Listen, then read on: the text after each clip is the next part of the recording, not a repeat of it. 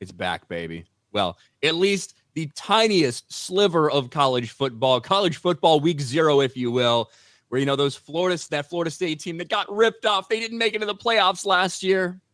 Well, you had your chance to shine in front of everybody, and already it's off to a rough start. But we'll get into that. Eesh. Beardo, what's up, man? Nothing much. I'm excited, man. We got just a few more weeks. I think September 5th, right? Thursday, September 5th, we got our first official NFL game. I'm excited, man. That's about it, man. I'm just anticipating the next couple of weeks. Yeah, so obviously this coming week will be truly like week one for college football, right? Where we'll get some guys rolled out as the NFL kind of takes a break, gets everything lined up, and they get set to start a week after that. But a big matchup in Ireland, of all places, between Florida State and Georgia Tech. And, Florida State bros, it don't feel so good. The nice thing about this year is you can probably lose several games and still make it to the college football playoff. Unless you are an ACC team, then who knows? But John Matrix, how you doing, man? Doing okay. I wasn't feeling that great on Thursday. I woke up dizzy and last few days and felt the best, but I'm much better today. So glad to be here. College football. I actually watched my McNeese State Cowboys on ESPN2 yesterday, and what a disaster! You make an epic comeback. They were down 26-7 at halftime. You get to the 30-yard line. You have 2 timeouts. They let the clock run like 30 seconds left. Didn't call a timeout. They kick a field goal. And they miss. Well, listen. That's why they didn't win a game last year at all. Worst record in school history. Oh. Dumb. Well. Had to get that off my chest. There you go. Well, are you ready for Dallas Cowboys season? Yeah. Ready for the Cowboys season. We'll win 12 games, and then we'll flame out in the playoffs. Mike McCarthy be fired, and then Bill Belichick will come in to save the day. Bill Belichick coming to Dallas, huh? I There's no way. Him and Jerry had a conversation after last season. Yeah, the conversation was, Jerry, if you die, then I'll be the head coach of the Dallas Cowboys. I think that Jerry Jones would let a guy like Bill Belichick come in and take the reins and take control and all that stuff? He let Parcells come in. And how did that turn out? Actually, Parcells did turn around the Cowboys. I mean, they won like 10 games for the first time in like 4 years. I mean, they were terrible. But then he brought in T.O., and that was a wrap right there for Parcells. T.O. was good with Dallas. Yeah, but Parcells didn't want him. Remember, he wouldn't even call him by his name. He called him the player. The player? God. Yeah, because Jerry wanted him. Parcells didn't want him. Dude, it hurt, man. It hurt watching Parcells coach the Cowboys after being with the Giants for so long. I was happy, man. I was excited, man, because I was like, man, finally. Because we were stinking, man. Like, we were going like 5-11, like 3 years in a row or something like that. And then Trey Lance looked like fucking hot garbage yesterday. Yeah. Like he racked up a lot of yards, had a couple touchdowns. He also played like dog shit against third stringers and guys who aren't going to make the team and shit. He threw like 4 picks. I think he also lost a fumble. Maybe it was rough. It was rough looking out there for Trey Lance. But that dude has no chance.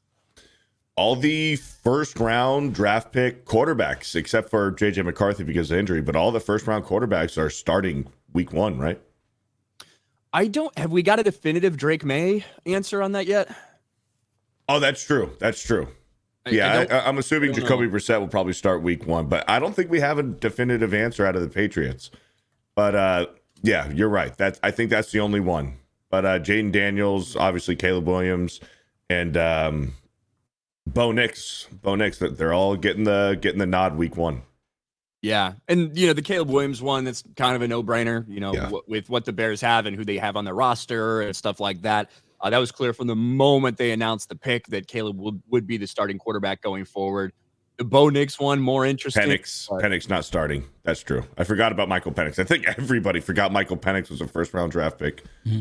Yeah, and obviously he did get a pretty much all of the first team reps and stuff and all the preseason games because Kirk Cousins coming off that injury, but Kirk is supposed to be ready for the season opener. So hopefully you get to see Kirk Cousins. I'm interested to see what he does in Atlanta in general. I thought that when you looked at Atlanta last season, when you looked at some of the weapons that they did have, yet they just had nobody at quarterback. Was it Desmond Ridder, who probably started the majority? Did Taylor Heineke maybe come in? And Heineke, I think he got a handful of starts. Yeah, so they were really missing a quarterback, and now they've got their quarterback, and now they've got two quarterbacks because they drafted Michael Penix as well. Yeah, so who knows how long old Kirk will hang around down there. The one shit show that's going on is the Pittsburgh Steelers. The Pittsburgh Steelers, Mike Tomlin with his 17 straight winning / not losing record. So sometimes he's been 500.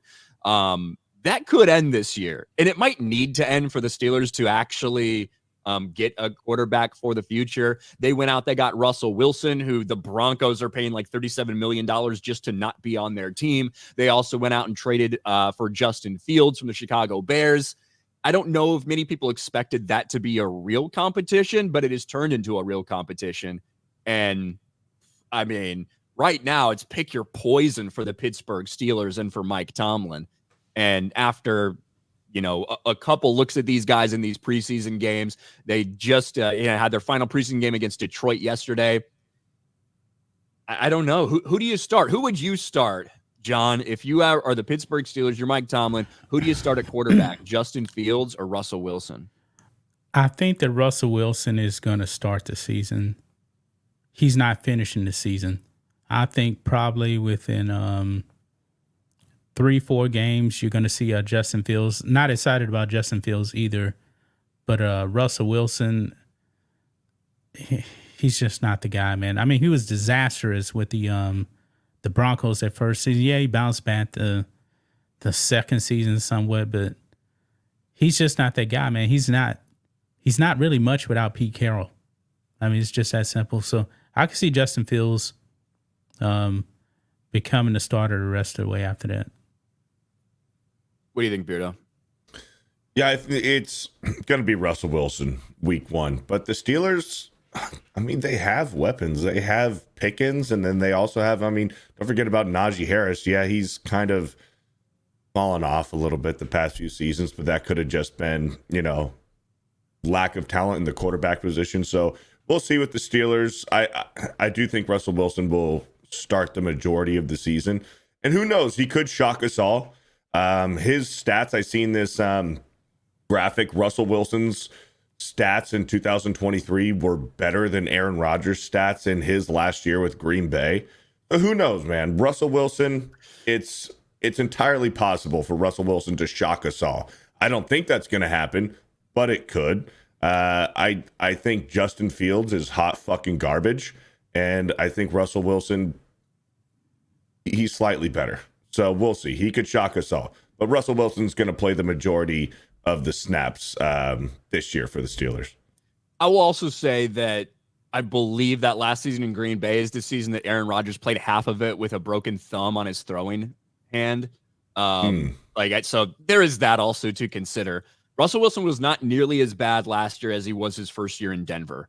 But right. Still, especially in specific moments where they needed him to make plays, he just couldn't. And Russell Wilson is aging. He is declining. But also there's a lot of people that are just looking and saying, once the Steelers gave him that contract, right? Once they started spending money on him and a lot of these guys that made up that defense, went away, the Seahawks really did change. And Russell Wilson was not able to get it done that way. When I look at the Steelers, I obviously think Justin Fields is fucking dog shit. I have literally the entire time he was in Chicago. I don't think he's an NFL quarterback long-term.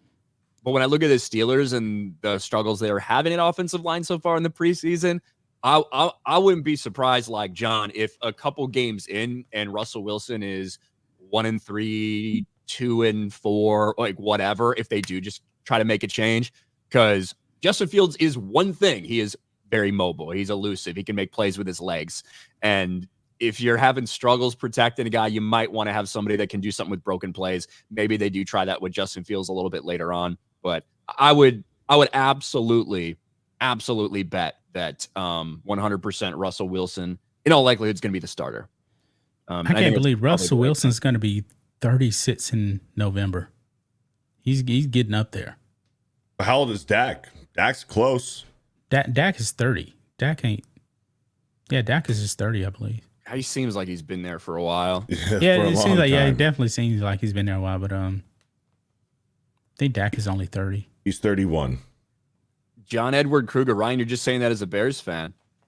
Yeah, like who should be more qualified to judge Justin Fields than the person who's watched all of his games throughout his entire NFL career? And I wish, I cannot tell you how much I wish that when they made that pick, even though I thought it was a dumb pick, I cannot tell you how much I wish that there would be some day where I'd want to buy a Justin Fields jersey and be like, yes, fuck yeah, this is my quarterback. But he just wasn't. And when you look at his performance as a quarterback, when you look at his footwork, when you look at his decision making, when you look at his accuracy, I just don't think that long term Justin Fields is ever going to turn into a guy who is a starting quarterback, a sustainable starting quarterback in the NFL. So I guess we'll see. I hope Justin Fields plays a bunch, because if he does, I think the Bears get a little bit better draft pick from the Steelers. But I don't see that happening. They should have traded that bitch last fucking year. Honestly, they should have traded him when his stock was high. For some reason, a bunch of retarded people that thought that Justin Fields was like a dark horse MVP candidate for last season, those people were smoking crack. They're the same people that said that about Mitch Trubisky. And even though, listen, I love my man Mitch when he was, out there making plays for us, whatever. But MVP candidate, come the fuck on. It was like the same headline repeated for dudes that clearly had limitations. But yeah, that was a joke. Whatever. Zenny Biscuit for $5. Fierceness holds off Torpedo Anna and takes the Travers Stakes. Hey, there you go. Good job, Fierceness. I like that other name though, Torpedo. Matrix Hour Podcast. Who's that guy? Becomes a YouTube member. Thank you, John. That'd be me.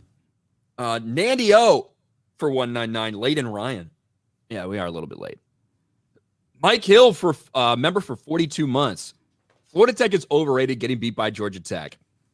Yeah, dude, this is the same Florida State team that went undefeated last year and missed the playoffs. Now, not the same quarterback, and I do think the quarterback injury they had late in that season is one of the reasons they didn't make it to the college football playoff. But they came out having a lot to prove, right? They felt disrespected as fuck that they weren't in the college football playoff, all this shit.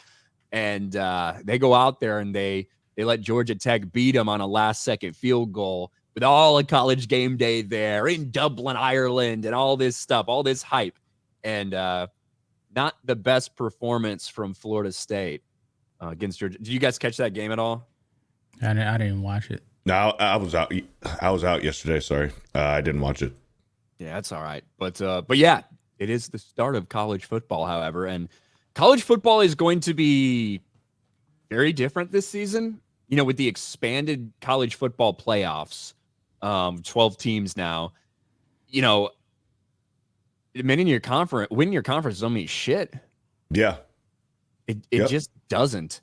And you can argue that it has meant less, certainly over the last decade of the college football playoff as we saw it, especially if maybe you're an SEC team or something like that, or maybe a Big Ten team every once in a while. But this is now going to be very different. You're going to have teams with 3 losses making it to the college football playoff, potentially 4.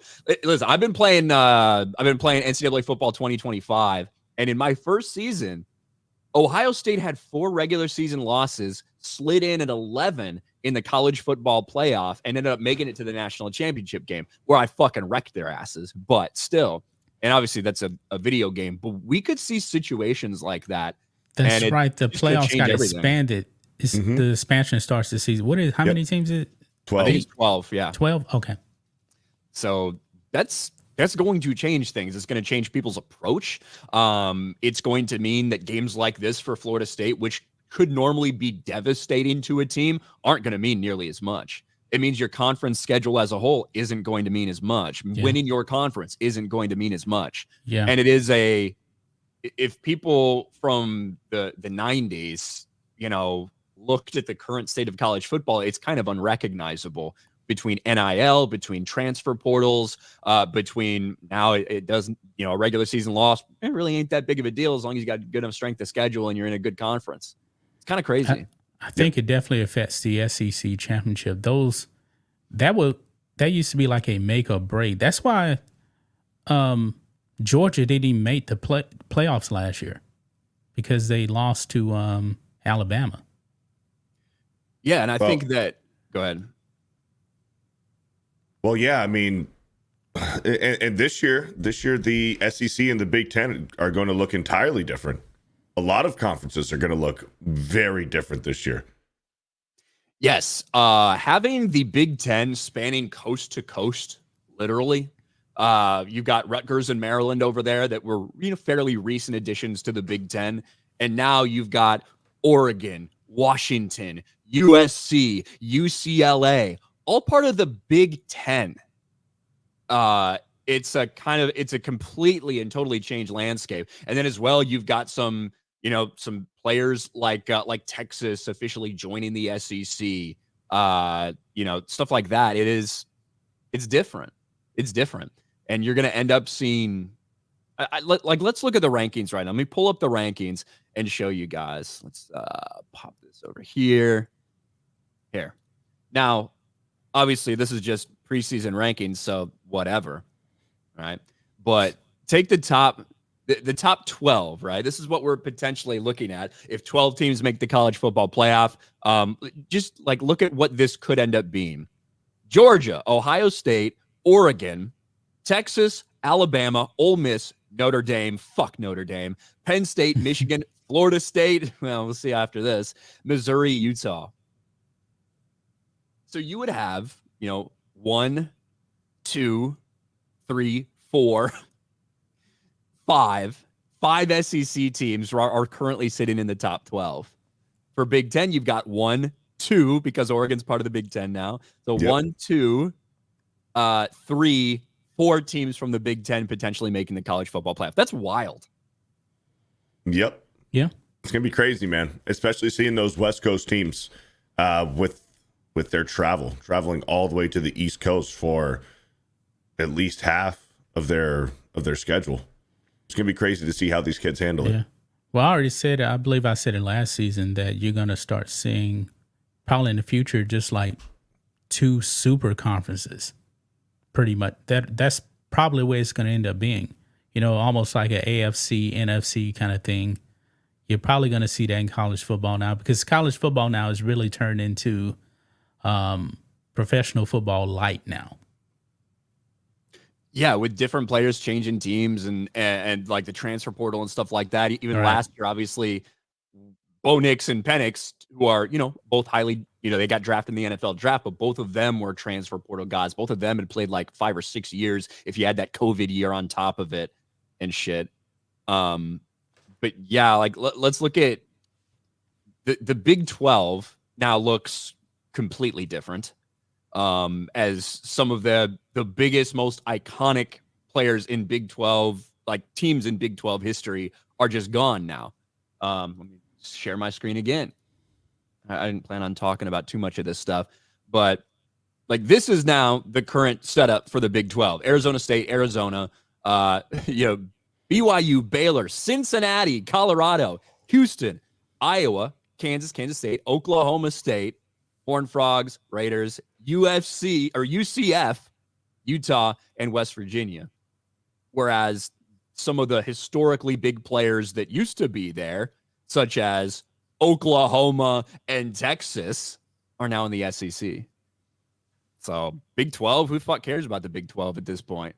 Damn near every team in the SEC is ranked in the top 25. Look at the Pac-12 conference. Hold on. The Pac-12 is 2 teams.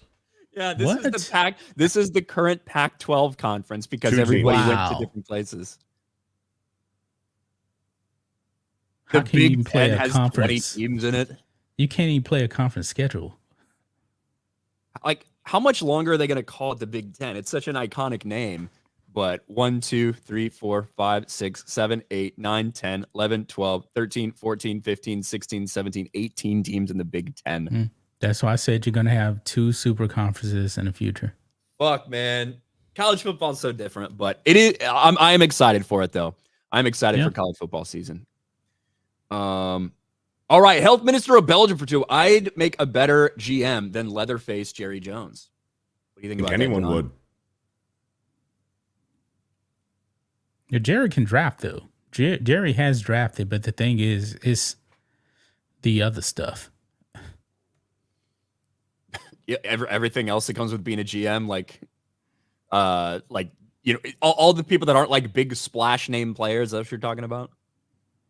Well, Jerry is like very, very loyal. He wants to be all kind of buddy with his players and everything. The players love Jerry Jones. And that's always been the case. But Jerry can draft, but as far as getting in the way with the coach, that's the problem right there. Yeah. I really enjoy Cowboys fans cope each and every year. It's something you can always count on. There's not a lot of things you can count on in the NFL, but Cowboys fans getting upset after their team gives them another disappointment. I gave up years ago. Now. Still love the Cowboys, but we ain't winning no Super Bowl, man. John Getz with 10 gifted memberships. Shout out John Getz. Thank you very much. Nathan Fox with just a black profile for 20. There's nothing. Connor Akers for 2. Sierra ruined Russell Wilson's career. Well, I think Russell Wilson ruined Russell Wilson's career. John Getz for 5. You got to remember where we're coming from. Pickett did nothing last year. Wilson can be below mediocre, and he'll still be a massive improvement.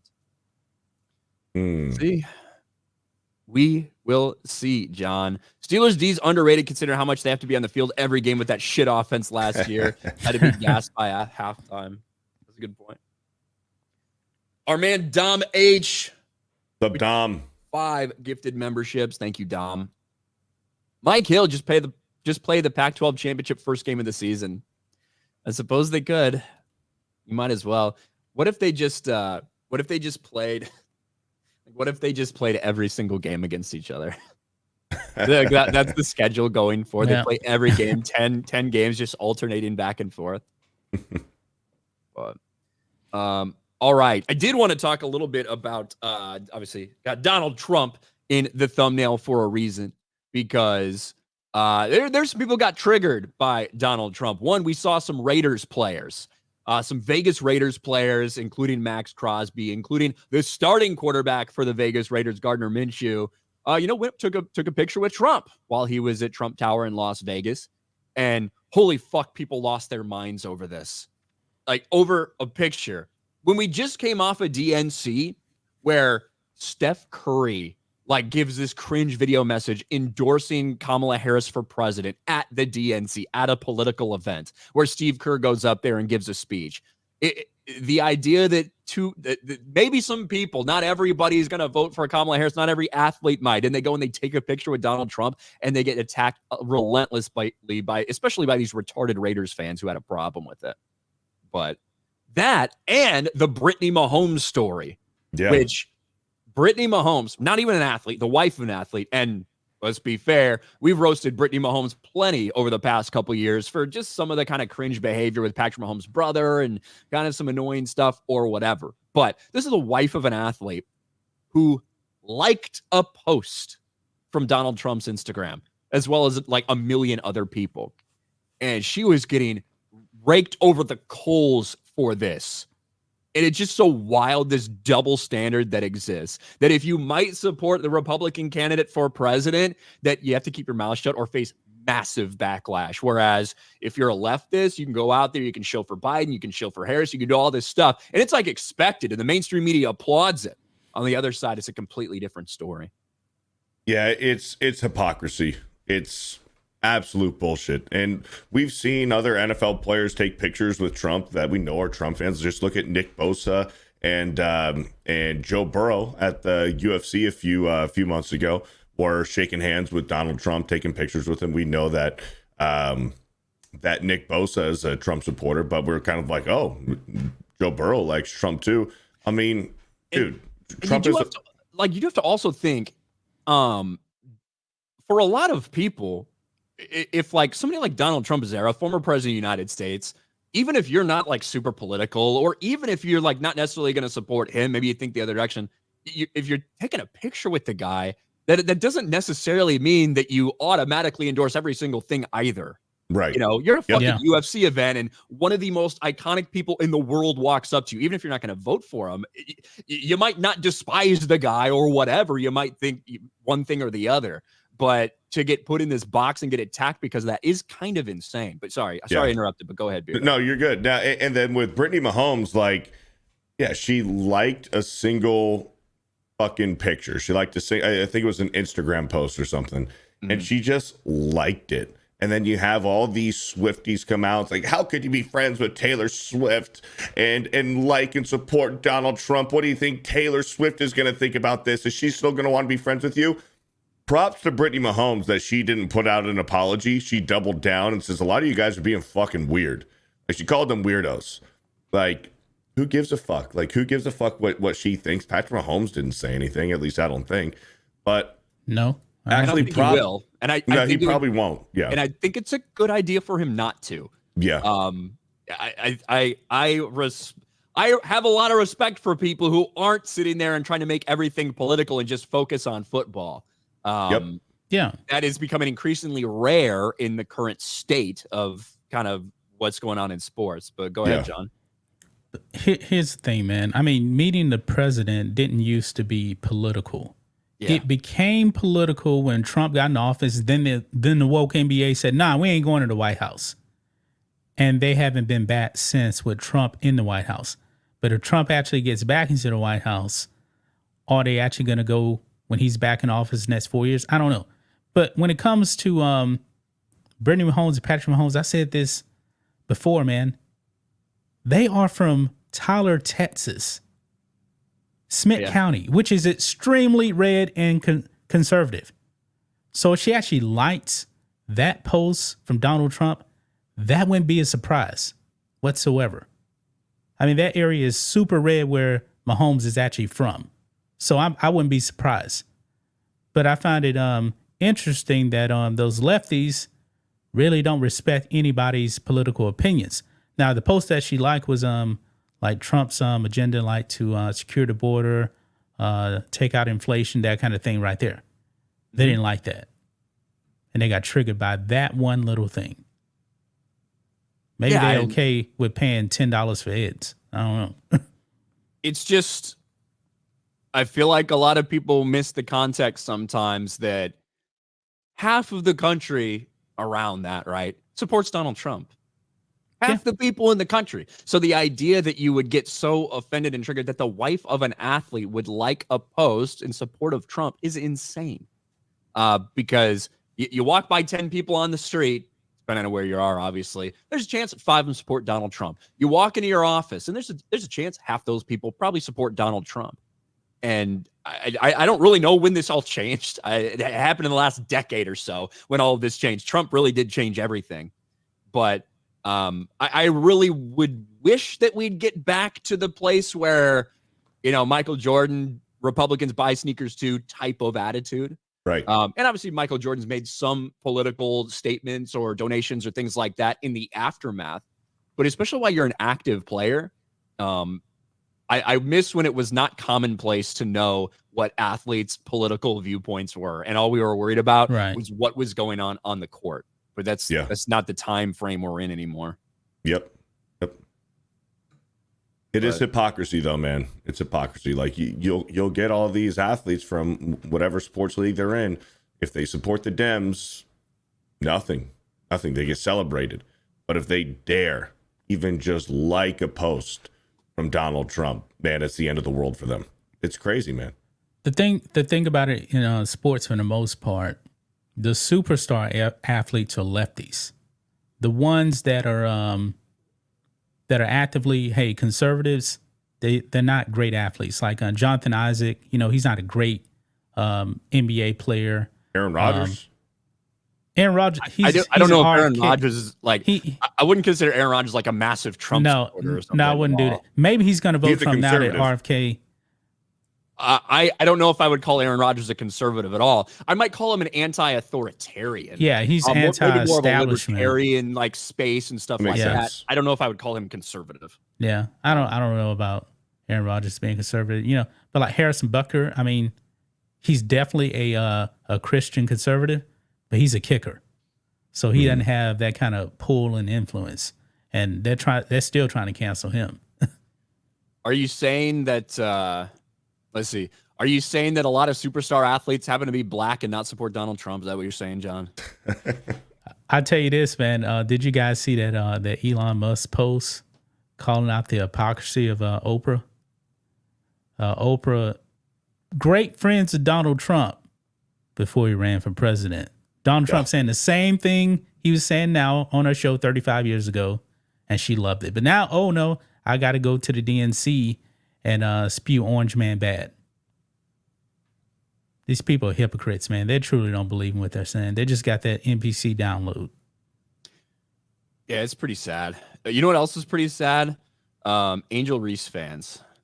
Angel Reese fans are pretty sad. Not because she's not having a really solid rookie season, but the ignorance of some of the other things that are out there when it comes to Angel Reese and this big rebounding streak that she had, and the idea that some people actually believe that Angel Reese should be the rookie of the year ahead of Caitlin Clark. It's getting a little insane. It just is. And that has kind of led to something hilarious that happened Friday night after a game where Angel Reese got 20 rebounds, and a lot of people out there celebrating back-to-back 20 rebound games for Angel Reese. Well, she also went 3 for 12 in the game, and she also 4 times during the game got offensive rebounds from her own missed layups. Like for real, that is something that happened. And she kind of got torched, kind of got roasted, kind of got trolled, as well as a lot of her supporters for this. This was the game. Chicago Sky ended up losing to the Connecticut Sun. But if we go and we look at this box score, Angel Reese, 3 for 12, right? 7 for 8 on free throws, 7 offensive rebounds, solid. 4 of those were on her own missed layups. And so there are people that are out there that are tweeting big things like this graphic. FanDuel's kind of trolling. Angel Reese is a rebounding machine. Offensive rebound. Hold on. Let's go. In the last 7 days, I want to go to this actual tweet. Last 7 games, offensive rebounds 43, missed shots 64. And a lot of people are kind of laughing at this right now, and rightly so. Just look at this. Was in the first couple minutes of the game. Here's Angel Reese, wide open layup. It's to a 3-on-1 fast break opportunity. Allen, the give off to Reese, shortchanged the opportunity. By the way, that does count as an offensive rebound as well, since she tipped it back. It'll probably count as a shot attempt potentially. Like this is every game with Angel Reese, and that's not even the only thing in the clip. Shortchanged the opportunity. Here's another one. This doesn't have audio, but look at this. It gets dumped down to her, wide fucking open.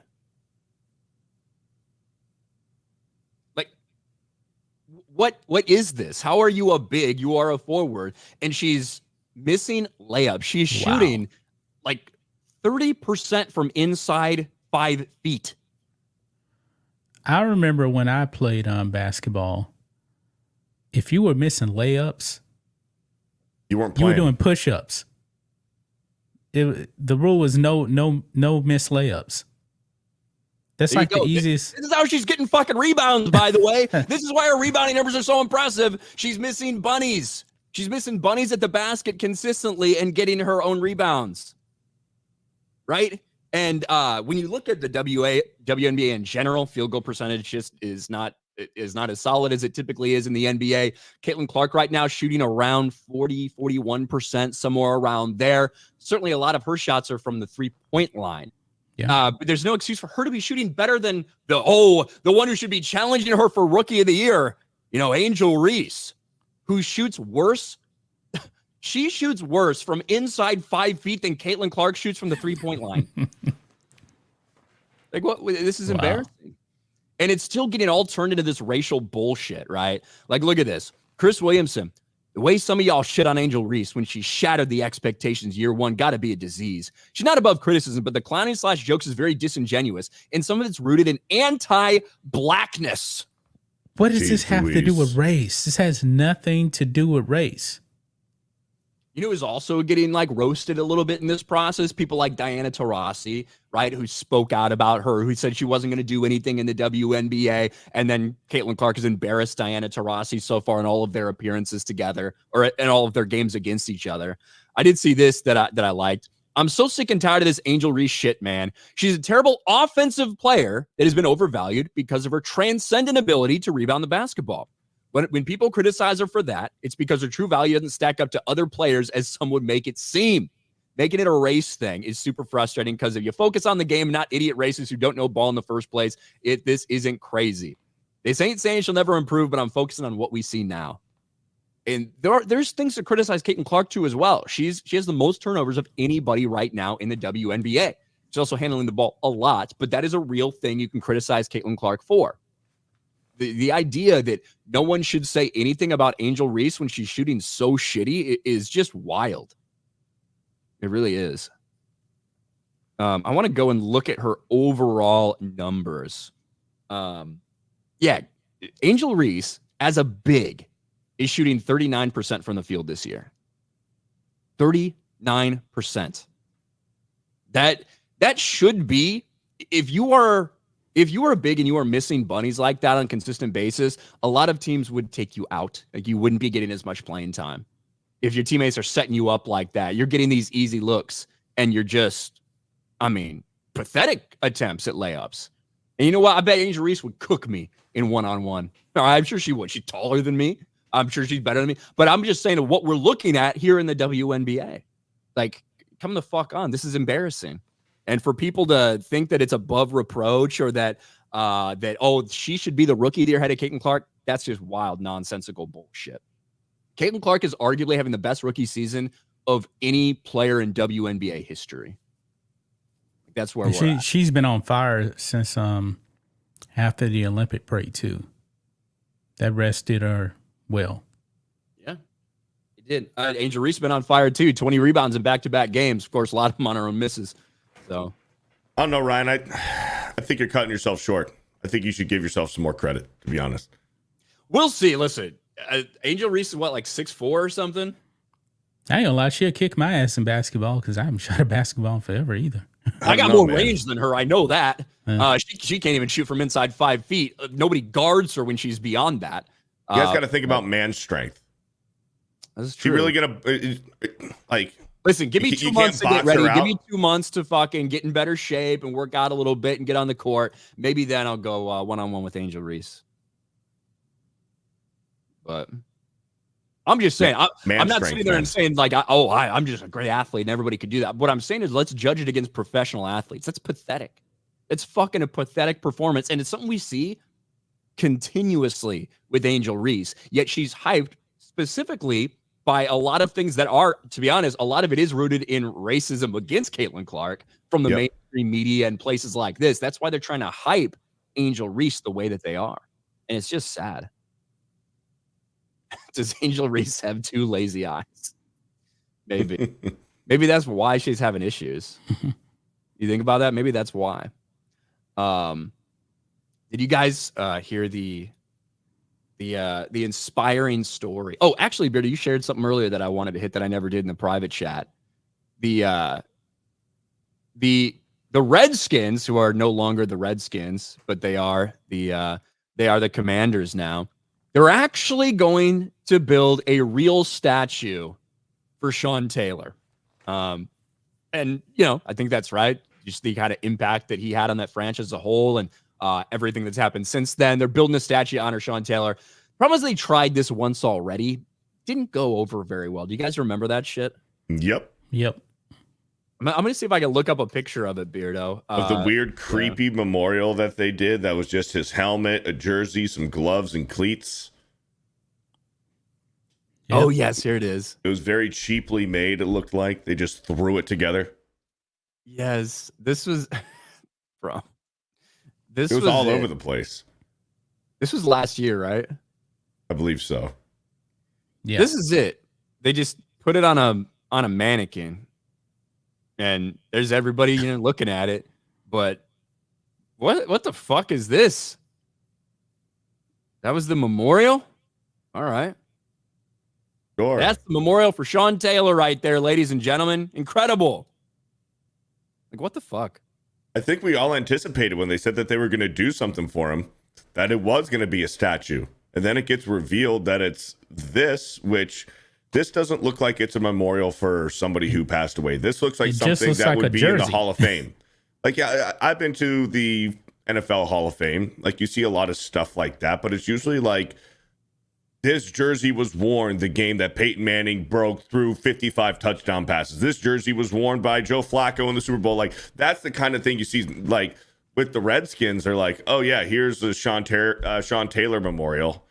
And it looks like it'd be something that the Hall of Fame would do. Like, not a statue that most teams would be proud to put in front of their stadium. Yeah. And, anytime you do make a decision to make a statue, it is kind of big and then sets precedent for other things.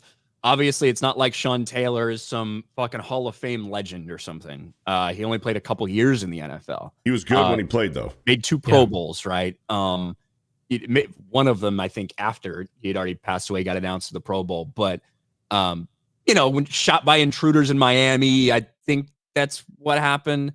It's kind of been a while since then. It's been 15 years since all that shit went down. But yeah, it's a good way to honor somebody. That shit, that looks like you're just trying to sell a jersey. It's just sitting on a mannequin. Like, what the fuck is that? If you're going to do something, do something. Yeah. So they're finally making it right, which is good. Yep. Yeah. Which is better than, I guess, a lot of decisions the Commanders have made in recent years. Jaden Daniels going to be the guy there, yeah? Yep. Jaden Daniels, man. Him and Caleb Williams and Bo Nix have had a very impressive preseason. I know the preseason doesn't translate to the regular season, but they've looked impressive so far.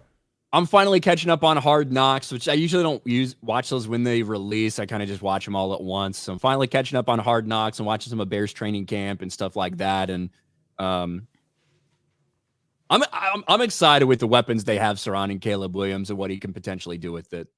This might be the first Bears quarterback to ever pass for 4,000 yards in one season. Which it's a good chance. Yep. The fact that we've never had one is kind of crazy. I'd have to imagine Jay Cutler came close or something, but considering everybody throws to 4,000 yards today. Yeah, shit, yes. Even Dak. Yeah, everyone passes for 4,000. I was looking at just like crazy years that people have had. Bro, Dan Marino's like, what was it, like 47 or 48 touchdowns, like almost 5,000 yards, like when he did it. That's insane numbers, dude. It's like him throwing 70 TDs today and like 7,000 yards today. Do you guys know off the top of your head the first NFL quarterback to ever throw for 4,000 yards in a single season? Joe Namath, I think. It was Joe Namath. Yeah, I think it was Joe Namath. Really? Yeah. Yep. That's kind of shocking to me, actually. Yeah. Yep. Yeah, this is crazy, man, because when Roger Staubach retired, he had the highest QB rating of all time. And it was like 84. Yeah, so and then the game's changed. Bro, 1984 Miami Dolphins, his second season, 5,000 yards and 48 touchdowns in 84. Yep. Yeah. That's great by any era. That's why I said Dan Marino is the most talented QB ever. And that record stood till Peyton with his 49 touchdown season, right? No, Tom Brady. Well, I think Peyton. You're right. Peyton Manning. And then like the next year, Patriots. Tom Brady threw for 50, right? Yep. Right. Yep. Yeah. With Randy Moss, and then Manning threw 55. Threw 55 in 2013. Yeah, Mahomes threw 52. So. Yeah. God, but now with eventually when we get to a 18-game season, I mean that what are you gonna do? Are you just gonna start a new record book?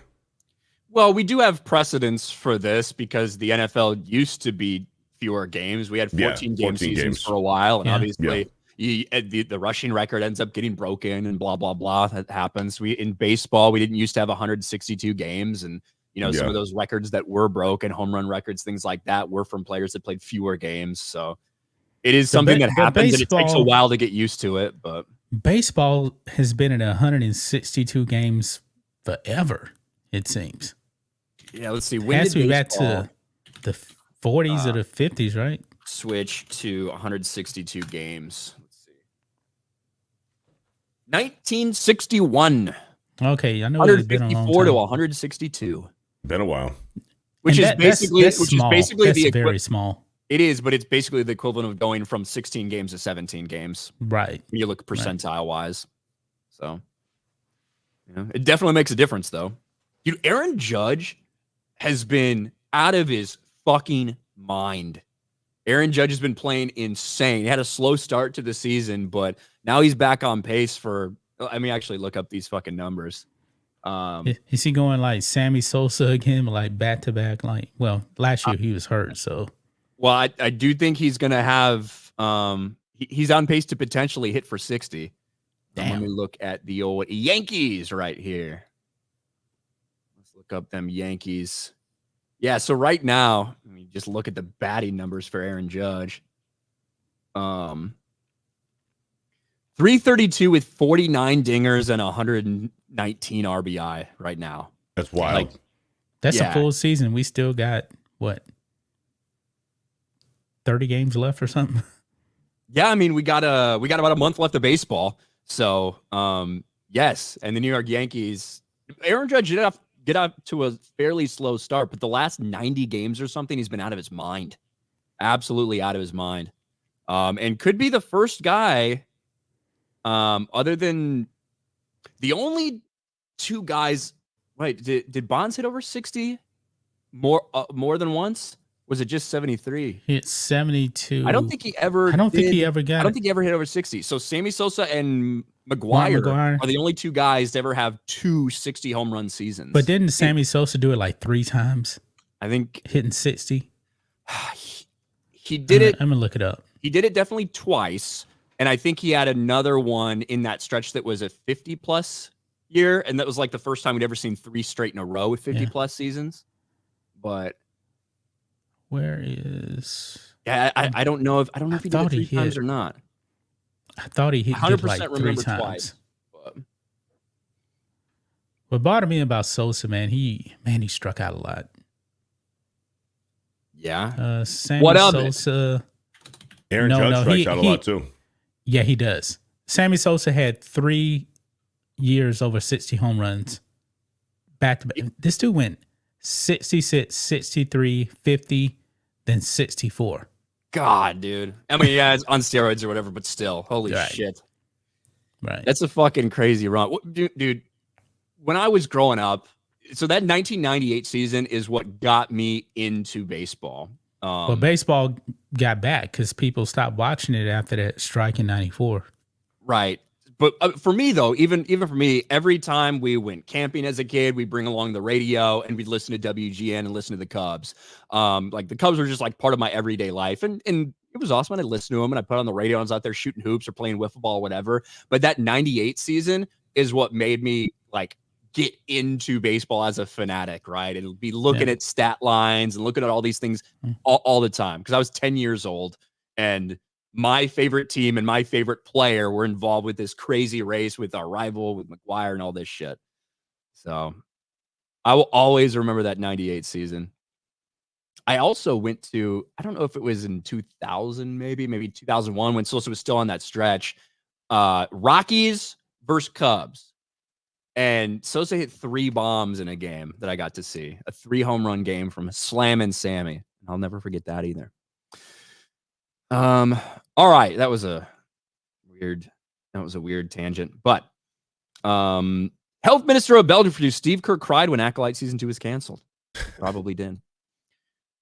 First time in years my Raiders gave me something to root for. Max Crosby's a beast. He is. Crosby's a monster. C.D. Stein for 5. Obama was the one that changed that attitude because it just became more prevalent when Trump became president. Yeah, I think that what I mean by that is that I think when Trump got elected, it was so triggering to some people that they decided like that needed to be the line. We need to speak out type of thing. But yeah, you're right. Obama changed a lot of things, including heightening racial tensions. Mike Hill for 5. Who's going to be the home run king at the end of the season between Shohei and Aaron Judge? Is going to be Aaron Judge. Now, Shohei Ohtani also, by the way, not pitching this season because he's recovering from that surgery, but Shohei Ohtani just recorded a 40 season. Yeah. He's now got 40 home runs and 40 stolen bases. I think there is a legitimate chance that by the end of this season, he might be the first player we've ever seen with a 50-50 season. 50-50. Very possible. That is crazy. I do think you kind of have to put an asterisk because to me, the pitch clock has inherently changed stolen bases. When you're putting a timeline on when a pitcher needs to do something, I think that's a very distinct advantage to the runner. And I really hate the pitch clock. I don't like it. There are things that I'm okay with it about, and there are things that do drive me kind of crazy, and that's one of them. I'm almost an advocate for pitch clock during the regular season, but not in the playoffs. Agreed. Or potentially not in the last couple innings of a game or something. I don't know, but I think it's done. It's not changing back. Like this is just how it's going to be. And I think the MLB's fairly happy with it overall. Let me go find Shohei though, to show his numbers. Actually, let's go to MLB stats to see some of the league leaders in this shit. And we can see boom, boom, boom, MLB stat leaders. Aaron Judge at 49, Shohei at 41. Stolen bases. Ellie De La Cruz with 61. 61 Damn. Stolen bases for Ellie De La Cruz. He's fast as fuck. He really is fast as fuck. But there's Shohei with 40. A 40-40 season from a dude who is probably, when he's healthy, a top 5 pitcher in Major League Baseball. Yep. Yeah. What Shohei Ohtani is doing, obviously, this year, it's an aberration. This is Babe Ruth stuff, man. It's insane. It's truly insane. It is a true generational type of talent and player that we have not seen in a century. And even then, when you look at Babe Ruth and the state of baseball back then and all of these things, with the level of competition, with things that have changed and evolved, with the fact that they don't even let pitchers like, oh my God, you're getting close to 100 pitches. We got to pull you out and save you for the next couple days. If Shohei is out there doing double duty, it's nuts. It really is. Mm-hmm. Yeah. And it's, we've quickly faded away though from the Shohei interpreter gambling scandal that started the season. That guy really talked got about it thrown anymore. under the bus. Yeah. Yep. What do you say, Beardo? It's not even being talked about anymore. Yeah. That guy really got thrown on the bus. And there was no hard evidence or anything that Shohei was actually betting. But when you look at the scope and scale of that, it's kind of fucking crazy that one of the biggest stars in the game, the guy that's with him every second of the day, happened to be gambling millions of dollars on sports, including some baseball games. Kind of a big deal. Just a little bit. Mm-hmm. John fucking Rocker. I haven't heard that name in a long time. Oh yeah. That's from a long time. It brings me back to my childhood watching John Rocker. Let's see. Where am I? Guys, do you think there's an argument to be made that Bill Russell's time was easier to win due to the small size of the league, or was it harder? It's the same argument. Go ahead. I think it was a bit easier. The dude had 7 Hall of Famers on one team. And those players weren't even full-time players. Anytime you're going to compare between eras, it is going to be difficult, right? The idea of, hey, what if Wilt Chamberlain was playing in the 2000s era and stuff like that? It's always going to be difficult to say things like that. And it's not to take anything away from Bill Russell, but obviously the NBA grew and evolved and changed. And they wouldn't be getting 23 rebounds per game today. The possessions were a lot more back then. Yeah. But Bill Russell wasn't great from the field. He shot 44% from the field from his career. Same thing with putting Babe Ruth, like we're comparing Shohei to Babe Ruth, putting Babe Ruth in today's game. When Babe Ruth was playing, people, starting pitchers were throwing 60 miles an hour. Yeah. But they were completing the game too. There was no relief pitchers. It's true. It's true. But they were, I mean, now every starting pitcher throws almost 100 miles per hour. Yeah, if you're not touching 93 or 94, it's tough to make a roster, to make Major League Baseball at this point in time. Yeah, Babe Ruth today couldn't be going out there eating hot dogs and drinking and hitting home runs today. He would have to really be in shape and be dedicated to his health and physical fitness to be successful today. No doubt. Hey, don't tell that to Bartolo Colon, okay? Or Prince Fielder. Yeah, the vegan Prince Fielder. Brady was chasing records still in there against the Bills in blowouts. In 2004, Manning came out of 2 blowout games and didn't play the last game. Yeah, he wanted it. He wanted 50 touchdowns. Garfield's Bizarre Adventure for Vibe. You guys are just hate merchants who are trying to manipulate the masses. Now, if you excuse me, I need to give Kenobi Show a 9 out of 10. Thank you, Garfield. It's a 9 out of 10 compared to the Acolyte. Yeah. Jason Gaines for 5. Ryan, I enjoyed your appearance on The Blaze. Also, I've enjoyed seeing the woke people melt down if the Acolyte was canceled. That show was terrible. Well, thank you, Jason. Yeah, it was cool being on The Blaze the other day, for sure. Not a baseball guy, but Sosa in the MLB 98 game on PlayStation was awesome. Almost awesome as NHL 98 playing as Mario Lemieux and Jaromir Jagr. I had for N64, I had Sammy Sosa triple play baseball. And I fucking loved that game. That was awesome. Connor for $2. Shohei got to 40-40 via walk-off grand slam. Yes. Which is pretty crazy. But yeah, other than that, we've been going about an hour, guys. It's about all I had planned for today. Obviously, full slate of college football next week, which is going to be fun. And we'll talk about that next Sunday. And we'll get ready for the start of NFL season, which is going to be very, very exciting. Beardo, what do you got going on? Nothing much. Just going to chill and hang out. I'm still kind of recovering from that 24-hour stream from the other day. So I might just you took like a 6-hour break or something. I took like a 2.5-hour break because I hopped off. I was just going to do some things, eat. And then I saw that Geeks and Gamers Daily was on. I'm like, well, I'm not going to stream over Geeks and Gamers Daily. So then I don't know, after Daily was over, then I started my stream back up again. It was like 2.5, 3 hours. Okay. Are you getting called out? Yeah, so I didn't know what was going on. No, it was like 2.5 hours, and that was because of Daily. I'm like, well, shit, I'm not going to stream at the same time as Daily. I just waited, and then I went a true 2 12-hour streams, and I'm fucking exhausted still. There you go. John Matrix, what do you got going on? Oh, not much. Gonna just be relaxing here for a little bit and put out some videos later. There you go. Hell yeah. All right, guys. Well, that is gonna do it for us today. We'll see you next week. We'll talk some more football. Make sure I didn't miss anything over on Rumble. I think I'm still caught up over there. Yep.